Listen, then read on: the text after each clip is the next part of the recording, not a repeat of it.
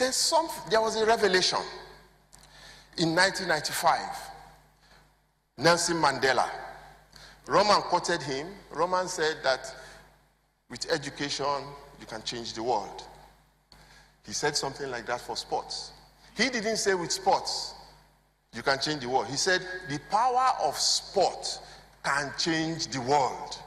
Sport cannot change it, but the power of sport can change the world. There's a slight difference. Let me explain it. If you go to the city of Amsterdam, there's a place called the Amsterdam Arena. It is the stadium, the home base of Ajax Football Club. That's one of the biggest clubs in Holland. The club is owned by the city of Amsterdam. I think it was in 1992 or thereabouts, they built this stadium complex. And once every 2 weeks, Ajax Football Club plays there. And they have this huge audience of tens of thousands of people who trunge the venue, and they patronize everything. They make so much money, and everybody goes home. But everyone knows that the Amsterdam Arena never sleeps. It operates 25 hours a day, 8 days a week, non-stop. So what goes on there? It is not sport. Sport, the football, is the least activity in the Amsterdam Arena. So it is not the football itself that generates all the traffic into the arena. There's another world aside from this football. It is powered by football, but there's another world. It is very interesting that not many people have managed to discover that world. That was where we were heading when we did Koja. When Nigeria built the Abuja National Stadium, one of the most beautiful stadium edifices in the world. State of the art, a masterpiece of architecture. When you enter the city of Abuja, our federal capital city, one of the most beautiful cities in Africa today, it is the thing that welcomes you into that city. You see it in the distance, sitting majestically at the entrance into the city of Abuja. And you wonder, wow, this is beautiful.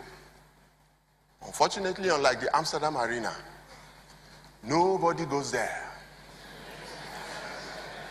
I worked there for 2 years. I don't think I even had more than 10 or so visitors. It is desolate. It is desolate because it is a reflection of who we are.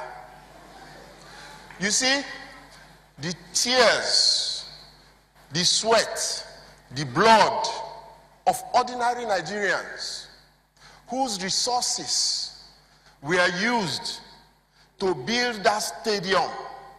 The way that stadium was built, one of the costliest stadiums in the world to build. Every brick, every block is stained with corruption. We organized the most reckless, blatantly and brazenly. We saw Nigerians from top to bottom looting our treasury and calling it Koja. You see, it is not cursed, but you see, it is the sweat, it is the commonwealth of all of us. And people just went there and performed their scondomania. And how can such a thing thrive? It cannot thrive. That's why it is desolate. That's why I heard Roman say it. I heard Shegun say it. But Shegun gave me hope. Because he said it is not in the numbers of what we do, but let us do our little bit. But you see, that Abuja Stadium is a constant reminder about who we are. Nelson Mandela, in 1995, 2 years after he became president, he did not stop the bid that the white separatists had done to host the Rugby World Cup. He didn't stop it when he became president. Rugby was a white game in South Africa.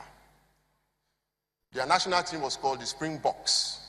They wear green and yellow jerseys when they are playing. Blacks hardly went there to watch anything. Blacks loved their soccer. So the World Rugby Cup took place in the year 1995, just 2 years after Nelson Mandela became president. Tension was still high. Blacks hated whites with a passion. They jailed him for 27 years. Nelson Mandela said, look, he forgave everybody even before they asked. He went to that stadium that day. 55,000 white audience, mostly white audience, just a sprinkling of blacks. When he got into the stadium, he was wearing the green and yellow of Springboks. The whites didn't understand what was going on. The blacks who were not there watching on television, they were stupefied. They didn't understand what was going on because it was anathema. For a black man, symbol of oppression, to now don the colors of white supremacists.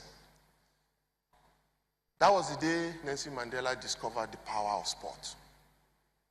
He walked onto that pitch with the broadest smile on his face, and he started to wave at the audience. And he started slowly, in trickles. Gentle clap, and then he started to build up.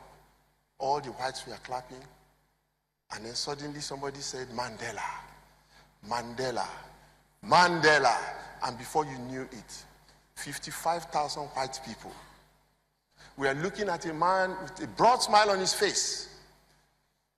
And written across it, without seeing it, was forgiveness, humility, unity, all those great words signifying an end.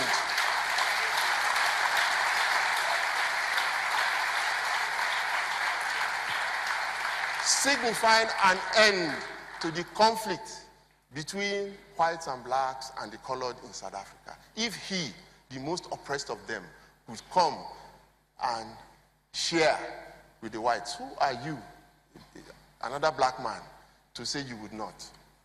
And that was the beginning of change in South Africa. And Mandela realized that moment, in that moment, that he had the tool. He had the secret formula.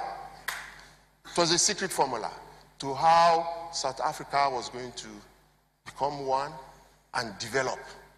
He was going to use the foolish things that our Lord uses, the foolish things of this world, to confound the wise and do great things. My brothers, you don't know what happened. South Africa, they started a series in 10 years. After that day, they started a series. Now that Mandela had discovered the secret formula to use the power of sport. I found it. I heard what he said, and it didn't make sense at the time. But you know, the elements have a way of conspiring when something good wants to happen. They just conspire and you see things are happening. I was invited to the World Scholar Athlete Games for secondary school students, 157 countries in University of Rhode Island in the USA. That was in the year 2006. I went there and I discovered that sport was really one of the least activities. It was the World Scholar Athlete Games, but sport was one of the least activities. The greater series of activities were sessions with different speakers, just as we have here today. Speaking to children from 157 countries, telling them about life, about leadership, about friendship, about peace, about... It climaxed with Bill Clinton coming to talk on the final night. And what he spoke about was the globalization of humanity. He said, we are going into a stage in the world when peace must be sought by all means and by all men. And that he was speaking to the next generation so that they would know what to do to achieve peace in the world. It was a difficult task, he told everybody, but it could be done.